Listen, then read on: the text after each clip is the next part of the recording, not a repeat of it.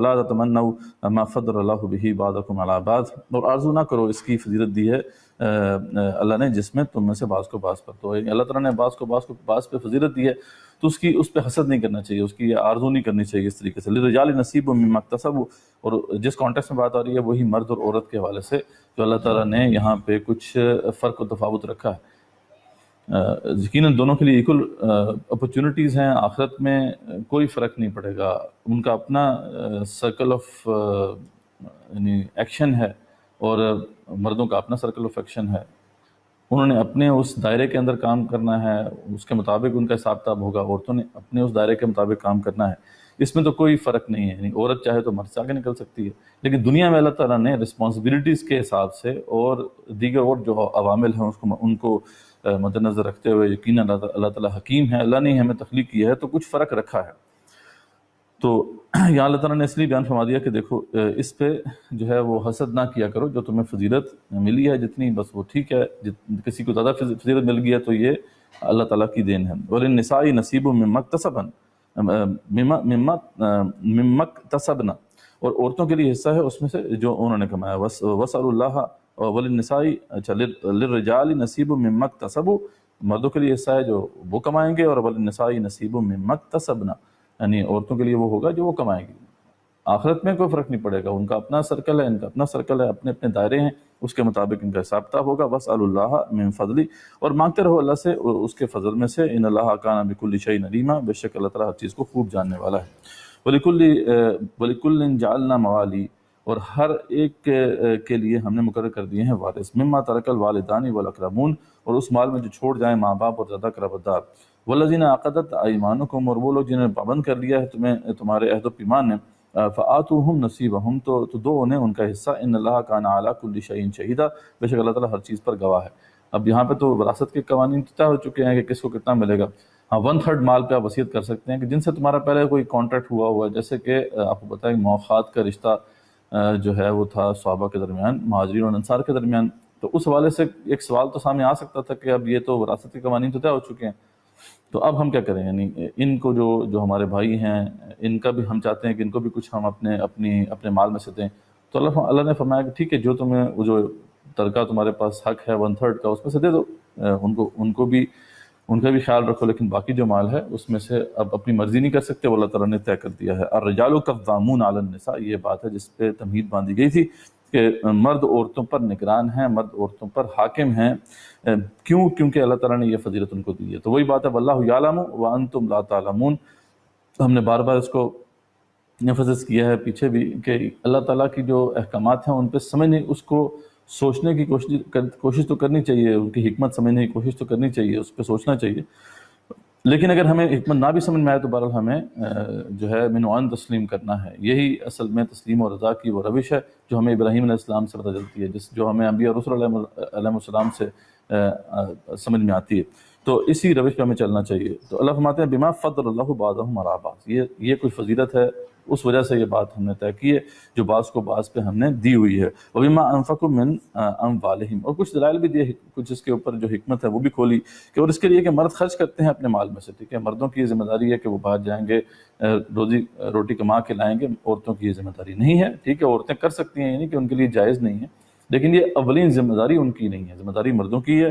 فالصالحات قانتات، ہاں جو ان کی ذمہ داری کیا ہے عورتوں کی، پس نیک عورتیں فرما بردار ہیں شوہروں کی، ٹھیک ہے، اپنے شوہروں کی وہ بات مانتی ہیں، حافظات للغیب بما حفظ اللہ، اور حفاظت کرنے والی ہیں ان کی عزت کی غیر حاضری میں جیسے کہ حفاظت کی ہے اللہ نے۔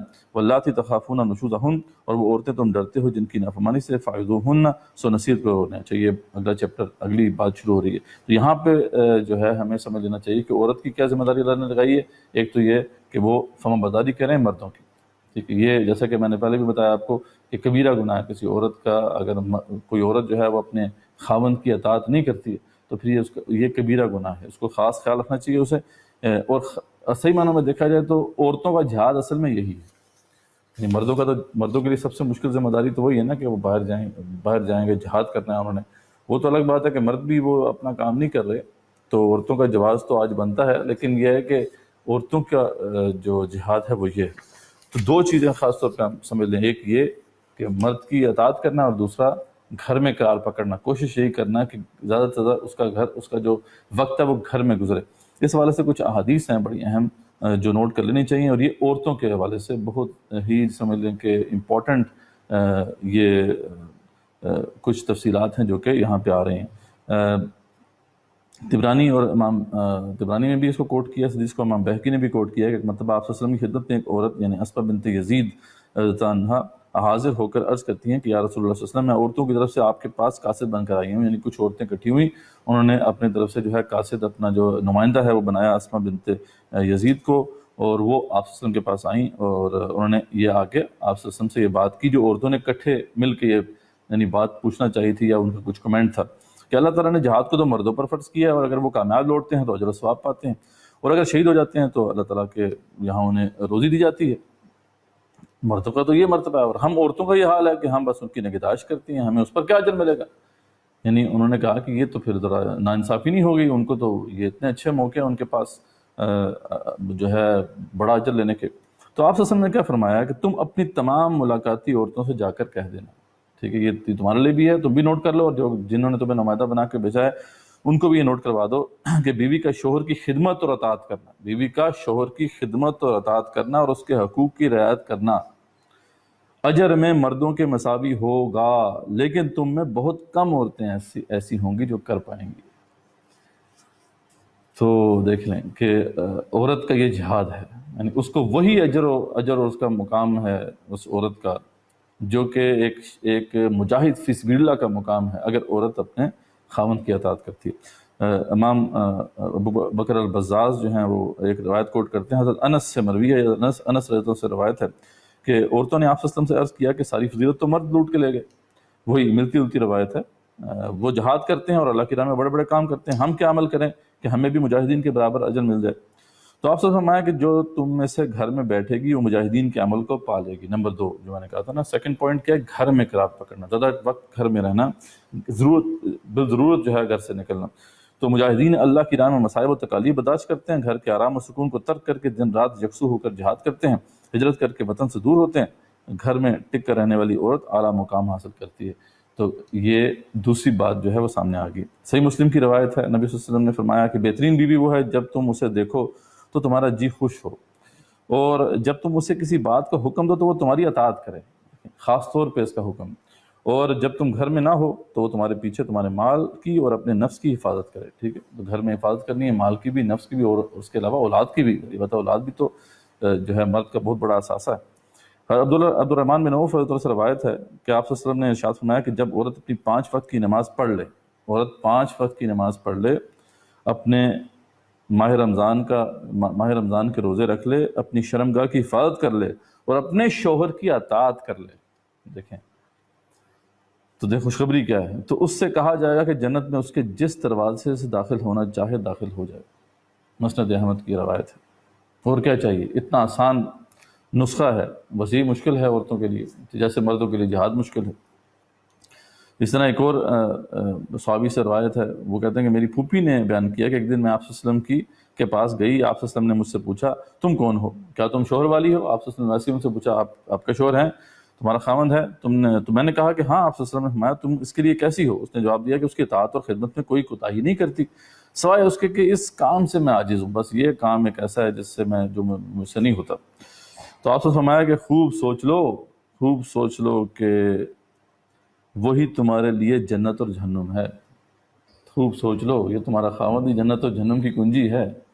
تو عورتوں کے لیے جنت کی کنجی یہ ہے۔ رسول اللہ صلی اللہ علیہ وسلم کا عورتوں کے پاس ایک دفعہ گزر ہوا، یہ صحیح مسلم کی بڑی مشہور روایت ہے۔ آپ صلی اللہ علیہ وسلم نے فرمایا کہ عورتوں تم صدقہ کرو، میں نے جہنم میں اکثر عورتوں کو دیکھا ہے۔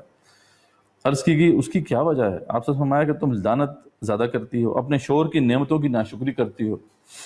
میں نے تم سے زیادہ کسی کو نہیں دیکھا جو خود تو عقل اور دین میں ناقص ہو لیکن بڑے بڑے عقل مندوں کی عقل کو ناکارہ کر دیتی ہو۔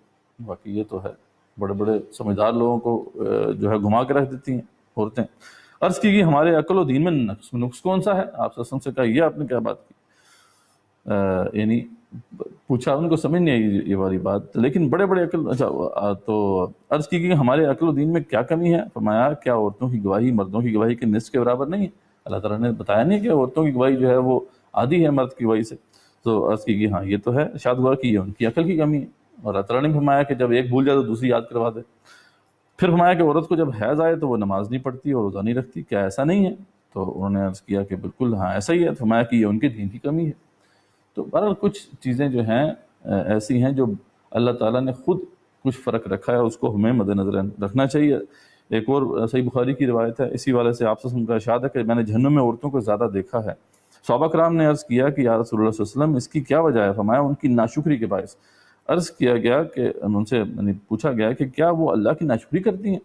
تو آپ سے فرمایا کہ وہ شوہر کی ناشکری کرتی ہیں، اللہ کی تو چلو کرتی ہیں نہیں کرتی، لیکن شوہر کی ناشکری کرتی ہیں اور اس کے احسانات کا انکار کرتی ہیں۔ اگر تم عورت پر طویل عرصہ احسان کرتے رہو پھر اسے تمہاری طرف معمولی فرق نظر آئے تو کہتی ہے میں نے تم سے آج تک کوئی بھلائی نہیں دیکھی۔ تو خیر اس میں تو یہ تو مکالمہ ہم نے اکثر سنا ہے۔ تو یہ ہے کہ عورتوں کو خاص طور پہ یہ انسٹرکشن دی گئی ہیں، ان کے اندر کچھ کمزوریاں اللہ نے ویسے رکھی ہیں، لیکن اسی حساب سے ان کا جو دائرہ عمل ہے وہ بھی محدود ہے، اور اس کے اندر رہ کر وہ جنت جو ہے وہ حاصل کر سکتی ہیں۔ تو بہرحال یہ بات ہے جو سمجھنے والی ہے اس حوالے سے۔